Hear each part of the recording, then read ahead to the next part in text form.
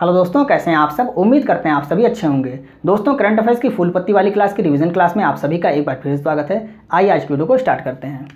आज का पहला प्रश्न है, हाल ही में भारत में जूनोटिक रोगों को नियंत्रित करने के लिए $82 मिलियन का ऋण किसने प्रदान किया है। विश्व बैंक ने इसको प्रदान किया है।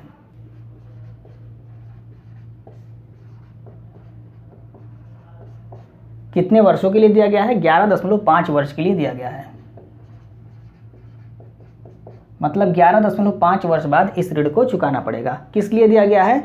जूनोटिक रोगों के नियंत्रण के लिए इस ऋण को दिया गया है। जूनोटिक रोग होते क्या हैं, तो ऐसे रोग जो जानवरों से मनुष्यों में जाते हैं उसको क्या कहते हैं, जूनोटिक रोग कहते हैं।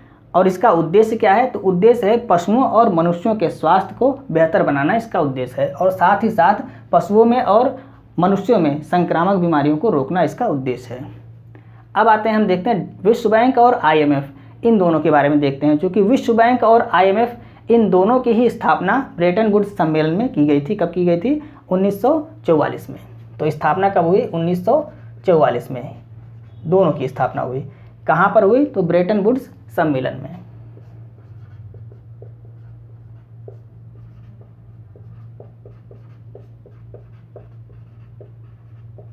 ब्रेटन वुड्स सम्मेलन में IMF और विश्व बैंक इन दोनों की स्थापना की गई। तो IMF की स्थापना भी 44 में हुई और विश्व बैंक की स्थापना भी 44 में हुई। मुख्यालय कहाँ पर है, तो दोनों का ही मुख्यालय कहाँ पर है, वाशिंगटन DC में है।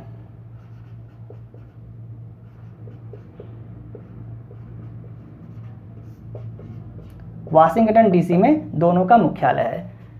विश्व बैंक में कितने सदस्य देश हैं, तो 189 इसमें सदस्य देश हैं। किसमें, विश्व बैंक में।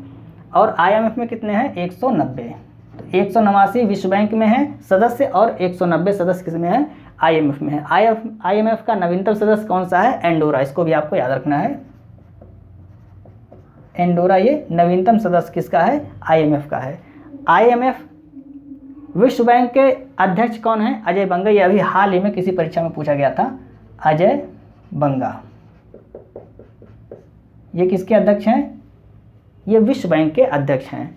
IMF के महानिदेशक कौन हैं, क्रिस्टलिना जॉर्जिवा।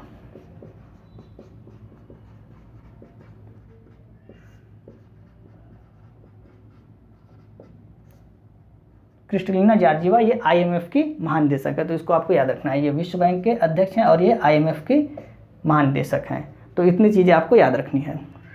दूसरा प्रश्न देखते हैं, हाल ही में चक्रवात प्रभावित म्यांमार की सहायता के लिए भारत ने कौन सा ऑपरेशन प्रारंभ किया है, ऑपरेशन करुणा। भारत ने कौन सा ऑपरेशन चलाया है, ऑपरेशन करुणा।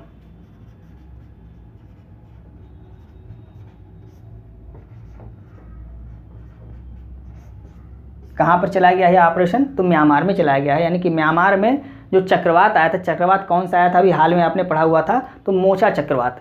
मोचा चक्रवात से म्यांमार का रखाइन प्रांत सबसे अधिक प्रभावित हुआ है। तो यहीं पर भारत ने सहायता के लिए क्या भेजा है, अपने जहाज़ों को भेजा है। और ऑपरेशन कौन सा चलाया गया है, ऑपरेशन करुणा इसका नाम दिया गया है। तो भारत द्वारा कौन कौन से जहाज़ भेजे गए हैं नौसेना के, तो INS Shivalik, INS Savitri, INS घड़ियाल और INS कमोरता। ये 4 जहाज़ हैं जो भारत द्वारा यहाँ पर भेजे गए हैं। किस लिए भेजे गए हैं, सहायता और आवश्यक सामग्री को पहुँचाने के लिए यहाँ पर भारतीय नौसेना द्वारा इन जहाज़ों को भेजा गया है। इसको आपको याद रखना है। अब आते हैं कुछ ऑपरेशन अभी हाल ही में जो हुए हैं उनके बारे में हम यहाँ पर देख लेते हैं। तो ऑपरेशन देवी शक्ति ये कहाँ पर किया गया है, ये अफगानिस्तान से फंसे हुए भारतीयों को निकालने के लिए किया गया था।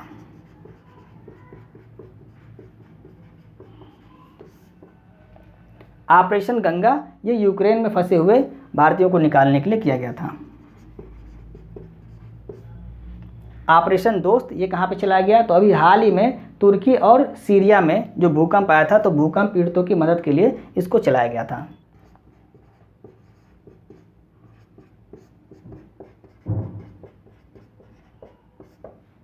ऑपरेशन कावेरी इसको कहाँ पे चलाया गया, तो सूडान में फंसे हुए भारतीयों को निकालने के लिए इसको चलाया गया। तो इसको आपके याद रखना, यहाँ 5 ऑपरेशन आपने देख लिया। ऑपरेशन देवी शक्ति अफगानिस्तान में चलाया गया, ऑपरेशन गंगा यूक्रेन में, ऑपरेशन दोस्त ये तुर्की और सीरिया में चलाया गया था, ऑपरेशन कावेरी ये सूडान में चलाया गया, और ऑपरेशन करुणा ये कहाँ पर चलाया गया, ये म्यांमार में चलाया गया। इन 5 को आपको याद रखना है। आइए नेक्स्ट प्रश्न देखते हैं। तीसरा प्रश्न है, हाल ही में आरबीआई ने किस नोट के लीगल टेंडर को समाप्त करने की घोषणा की है? 2000 के 2000 के नोट को अब समाप्त कर दिया, यानी कि बंद कर दिया गया है, लेकिन अभी 23 मई से लेकर 30 सितंबर के बीच इसको एक्सचेंज किया जा सकता है। मैक्सिमम कितना धनराशि एक्सचेंज किया जा सकता है? तो 20,000 रुपये अधिकतम एक बार में एक्सचेंज किया जा सकता है। जमा करने के लिए आप कुछ भी जमा कर सकते हैं, लेकिन अगर आपको एक्सचेंज करना है, यानी कि 2000 के नोट को जमा करके 500 के या उससे छोटी नोट लेनी है, तो आप एक बार में 20,000 रुपये अधिकतम एक्सचेंज कर सकते हैं।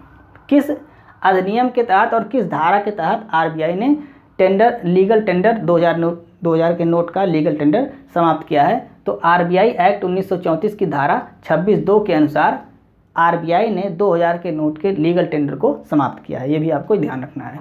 पहली बार नोटबंदी कब हुई थी? 1946 में। 1946 में पहली बार नोटबंदी हुई थी और 10,000 के नोट को बंद किया गया था। यानी 1946 में 10,000 के नोट चलते थे और 10,000 के नोट को 1946 में बंद कर दिया गया था। नेक्स्ट प्रश्न है, हाल ही में एनआईए का मतलब क्या? National investigation agency. तो एनआईए ने देश भर में आतंकवादियों, गैंगस्टरों और ड्रग तस्करों के नेटवर्क को लक्षित करने के लिए कौन सा अभियान चलाया है? ऑपरेशन ध्वस्त चलाया गया है।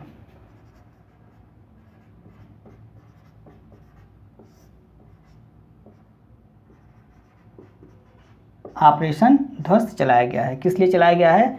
तो आतंकवादी गतिविधियों को या आतंकवादी जो घटनाएं उसको रोकने के लिए ऑपरेशन ध्वस्त चलाया गया है। एनआईए की स्थापना कब हुई? एनआईए की स्थापना 2009 में हुई। किस अधिनियम से हुई? तो 2008 के अधिनियम से इसकी स्थापना हुई। 2008 के अधिनियम से इसकी स्थापना हुई। मुख्यालय कहाँ पर है इसका? तो नई दिल्ली में इसका मुख्यालय है।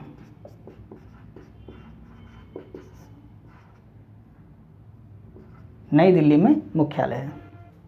पांचवा प्रश्न, हाल ही में कारपोरेट मामलों के मंत्रालय ने सीपेस को किस उद्देश्य से प्रारंभ किया है? निष्क्रिय कंपनियों को बंद करने के उद्देश्य से इसको प्रारंभ किया गया है।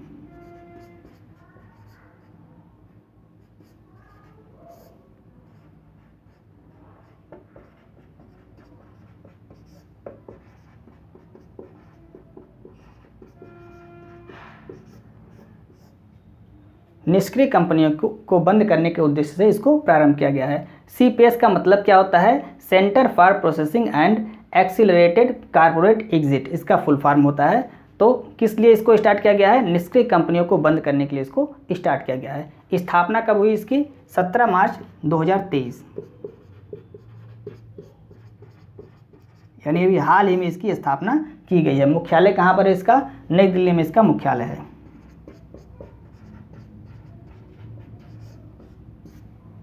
आइए नेक्स्ट प्रश्न देखते हैं। छठवां प्रश्न है, हाल ही में जोमेटो ने किस बैंक के साथ मिलकर अपना यूपीआई लॉन्च किया है? तो आईसीआईसीआई बैंक के साथ मिलकर अपना यूपीआई लॉन्च किया है। यूपीआई का फुल फॉर्म क्या होता है? यूनिफाइड पेमेंट इंटरफेस, ये फुल फॉर्म होता है, आपको याद रखना है। सातवां प्रश्न है, 1 जुलाई 2023 से भारत के बाहर अंतर्राष्ट्रीय क्रेडिट कार्ड के उपयोग पर कितना प्रतिशत टीसीएस लगाने की घोषणा की गई है? 20%। पहले यह कितना था? तो पूर्व में यह कितना प्रतिशत था? 5% था। अब इसको बढ़ाकर कितना कर दिया गया है? 20% कर दिया गया है। शिक्षा और चिकित्सा पर टीसीएस नहीं लगेगा, यानी शिक्षा और चिकित्सा ये अपवाद है, इस पर टीसीएस नहीं लगेगा। इसके अलावा अन्य जगहों पर टीसीएस, अगर इसके अलावा अन्य किसी उपयोग में आप लेते हैं क्रेडिट कार्ड को, तो उस पर आपका टीसीएस लगाया जाएगा। नेक्स्ट है, क्रिप्टो करेंसी के एक्सचेंज पर कितना टैक्स लगाने की घोषणा की गई थी अभी हाल ही में? 30%। टीसीएस है क्या? टीसीएस का full form tax and collected source, इसका फुल फॉर्म, इसको आपको याद रखना है। आठवां प्रश्न, सुगम ग्रामीण परिवहन के लिए मुख्यमंत्री ग्राम गाड़ी योजना कहाँ प्रारंभ की गई है? तो इसको झारखंड में प्रारंभ किया गया है।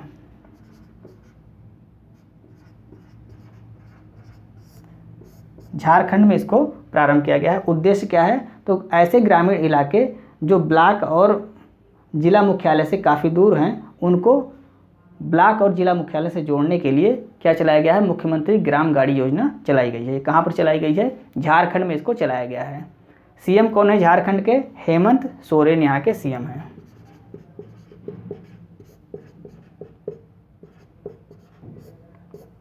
सरहुल फेस्टिवल ये कहाँ पर मनाया जाता है, ये झारखंड में मनाया जाता है।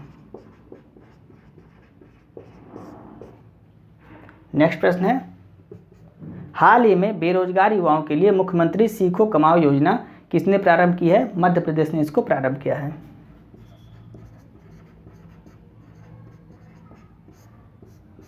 इस योजना के अंतर्गत चयनित युवाओं को 8 से 10,000 रुपये प्रतिमाह दिए जाएंगे। किसको दिया जाएगा, तो उम्र जिस युवा की, जो युवा चयनित होंगे, कौन से युवा चयनित होंगे, 18 से 29 वर्ष के बीच में उनकी उम्र होनी चाहिए और एमपी यानी कि मध्य प्रदेश का मूल निवासी होना चाहिए, और अगर वह चयनित हुआ है तो उसको 8 से 10,000 रुपये प्रतिमाह ये दिया जाएगा। इसको आपको याद रखना है, 8 से 10,000 रुपये प्रतिमाह इसमें दिए जाएंगे युवाओं को। आइए नेक्स्ट प्रश्न देखते हैं। 10वां प्रश्न है, हाल ही में सागरमाला परियोजना के तहत नदी तट धार्मिक पर्यटन सर्किट कहाँ विकसित करने का समझौता किया गया है, असम में। नदी कौन सी है, ब्रह्मपुत्र नदी है। तो ब्रह्मपुत्र नदी के किनारे स्थित 7 ऐसे स्थान जिनको सेलेक्ट किया गया है और उनको पर्यटन स्थल के रूप में परिवर्तित करके एक साथ जोड़ा जाएगा। किस परियोजना के अंतर्गत, सागरमाला परियोजना के अंतर्गत ऐसा किया जाएगा। असम के राज्यपाल अभी हाल ही में किसको नियुक्त किया गया है, गुलाब चंद कटारिया को।